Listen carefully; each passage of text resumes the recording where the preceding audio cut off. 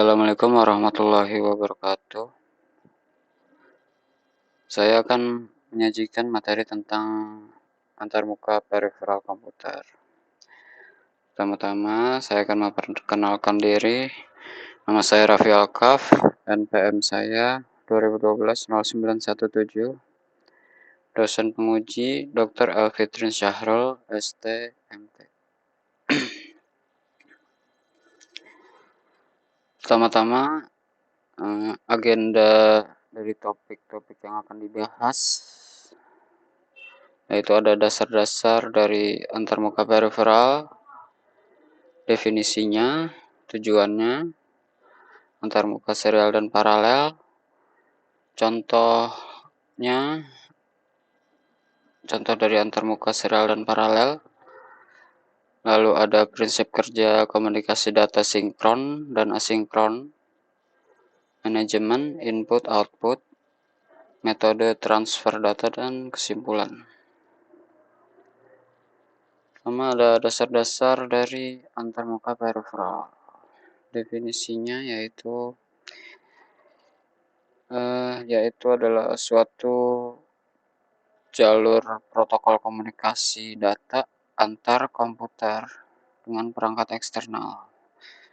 Tujuannya yaitu supaya komputer berinteraksi dengan perangkat eksternal, juga meningkatkan fungsionalitas komputer melalui perangkat tambahan. Contoh dari perangkat periferal, misalnya input itu ada keyboard, mouse, scanner, joystick, touchpad, dan lain-lainnya.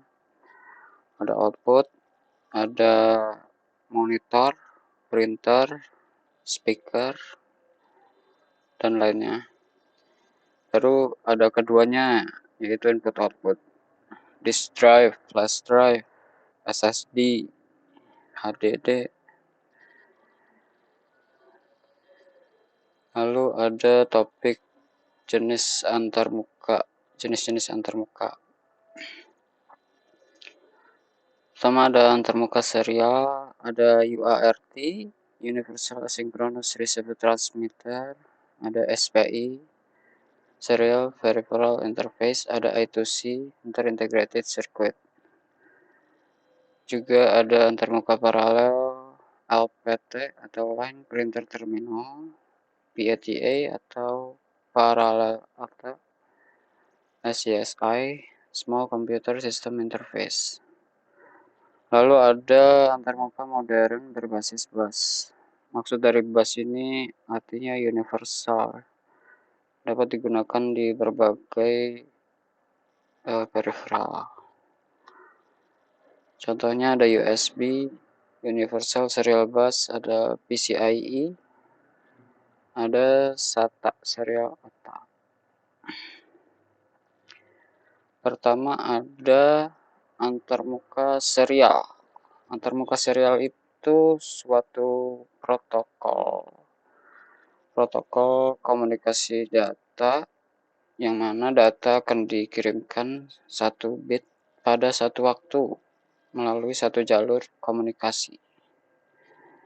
Contoh dari macam-macam antarmuka serial ada UART, tadi itu Universal Asynchronous Receiver Transmitter. Jadi prinsip kerjanya protokol asinkron mengirimkan data byte demi byte menggunakan bit start dan bit stop tanpa clock bersama.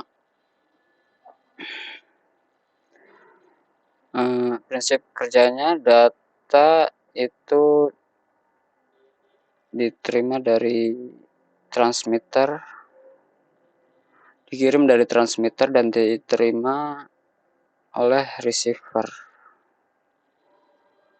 Contoh penggunaannya ada komunikasi antar mikron dan perangkat serial. Contohnya modem dan GPS. Kecepatannya lambat di bawah 1 Mbps. Lalu ada antarmuka serial. Ada SPI, Serial Peripheral Interface. yang mana prinsip kerjanya itu berbasis master dan slave dengan jalur khusus untuk clock SCK dan untuk data MOSI, MISO, dan seleksi perangkat CS. Contoh penggunaannya menghubungkan perangkat kecepatan tinggi seperti sensor, memori, dan layar. Lalu ada I2C, Inter-Integrated Circuit, yang terbuka serial. Definisinya yaitu protokol serial sinkron menggunakan dua jalur, SCL untuk clock dan SDA untuk data, dengan sistem addressing untuk komunikasi antar perangkat. Penggunaannya digunakan pada komunikasi antar IC atau perangkat elektronik dalam satu sistem. Kecepatannya hingga 5 megabit per second. Sekarang masuk ke sesi antarmuka paralel. Definisi dari antarmuka paralel itu protokol komunikasi data yang dikirimkan secara bersamaan atau multiple bits melalui beberapa jalur komunikasi. Macam-macam antarmuka paralel. Ada LPT atau Line Printer Terminal. LPT merupakan port paralel tradisional untuk menghubungkan printer dan perangkat peripheral lain. Penggunaannya pada printer, scanner, kecepatannya maksimal 2 megabit per second. Ada PATA atau paralel ATA, yang mana antarmuka paralel untuk hard disk yang mentransfer data melalui 16 jalur paralel. Terdapat pada penyimpanan pada komputer, contohnya HDD, hard disk drive. Kecepatannya hingga 133 megabit per second. Lalu ada SCSI, Small Computer System Interface, yaitu antarmuka paralel untuk perangkat seperti hard drive dan scanner dengan kemampuan chaining hingga 16 perangkat. Contoh penggunaannya ada di server atau workstation lama. Kecepatannya hingga 640 megabit per second. Lalu ada antarmuka modern berbasis bus. Definisinya dari bus pertama itu, bus itu adalah suatu protokol komunikasi data yang digunakan untuk berbagai komponen atau universal untuk berbagi data, alamat, dan sinyal kontrol. Konsep bus itu untuk menghubungkan beberapa perangkat melalui satu jalur, tapi lebih efisien karena dia antarmuka modern. Macam-macamnya ada USB, ada atau Universal Serial Bus. Definisinya antarmuka universal untuk komunikasi data dan daya melalui kabel tunggal. Contoh penggunaannya di banyak saat ini ada banyak perangkat peripheral yang menggunakan USB. Contohnya keyboard, mouse, ada SSD, ada USB,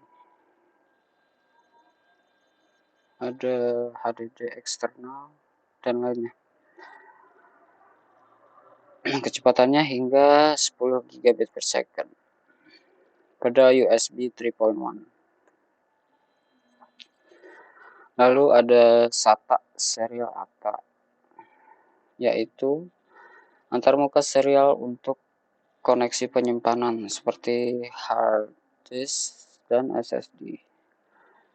Penggunaannya sebagai pengganti dari PATA pada sistem modern. Kecepatannya hingga 6 gigabit per second. Lalu ada PCIe, Peripheral Component Interconnect Express, yaitu antarmuka point-to-point berkecepatan tinggi untuk kartografis, jaringan, dan perangkat penyimpanan. Contoh penggunaannya ada di komponen internal seperti GPU dan SSD NVMe. Kecepatannya hingga 64 gigabit per second. Masuk ke prinsip kerja komunikasi data. Prinsip kerjanya itu ada protokol kerja sinkron dan asinkron. Sinkron itu protokol komunikasi data yang dikirim menggunakan sinyal clock bersama untuk mensinkronkan data antara pengirim dan penerima. Nah, untuk asinkron itu adalah suatu protokol komunikasi data yang dikirim tanpa menggunakan sinyal clock bersama, tapi dia menggunakan bit start dan bit stop untuk mensinkronkan data antar pengirim dan penerima. Masuk ke komunikasi data sinkron. Karakteristiknya menggunakan clock bersama, menggunakan sinyal clock yang sama untuk mensinkronkan transfer dan data. Lalu ada transfernya bersifat kontinu. Data yang dikirimkan dalam aliran akan terus-menerus tanpa jeda di antara karakter dan frame. Berkecepatan tinggi untuk transfer data yang besar karena overhead sinkronisasi yang minimal. Lalu karakteristik dari komunikasi data asinkron. Tanpa clock bersama, pengirim dan penerima tidak memerlukan sinkronisasi clock. Bit start dan bit stop digunakan untuk menandai awal dan akhir dari pengiriman suatu data. Transfer data yang tidak kontinu, data dikirimkan dalam bentuk paket atau frame dengan jeda di antaranya. Masuk ke manajemen input-output. Mekanisme untuk mengelola komunikasi dan transfer data antara CPU dengan perangkat peripheral.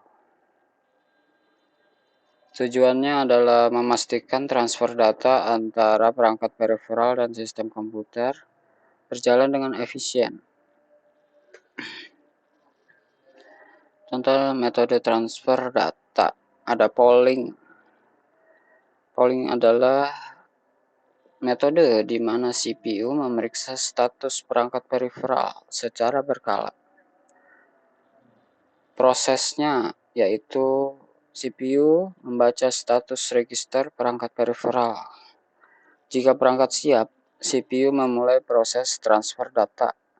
Jika tidak, CPU terus memeriksa hingga perangkat siap.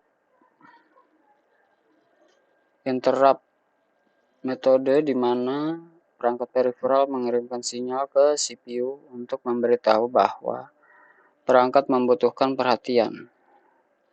Prosesnya, ketika perangkat mengirimkan sinyal interrupt request ke CPU, CPU akan menghentikan tugas yang dilakukan jika memungkinkan.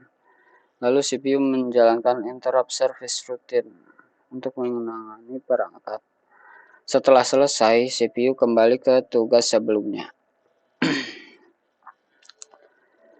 Lalu ada direct memory access, di mana metode perangkat peripheral mentransfer data langsung ke memori tanpa melibatkan CPU secara aktif. Prosesnya, CPU memberikan kontrol ke pengontrol DMA. Pengontrol mentransfer data antar perangkat dan memori secara langsung. Setelah selesai, pengontrol mengirimkan sinyal ke CPU.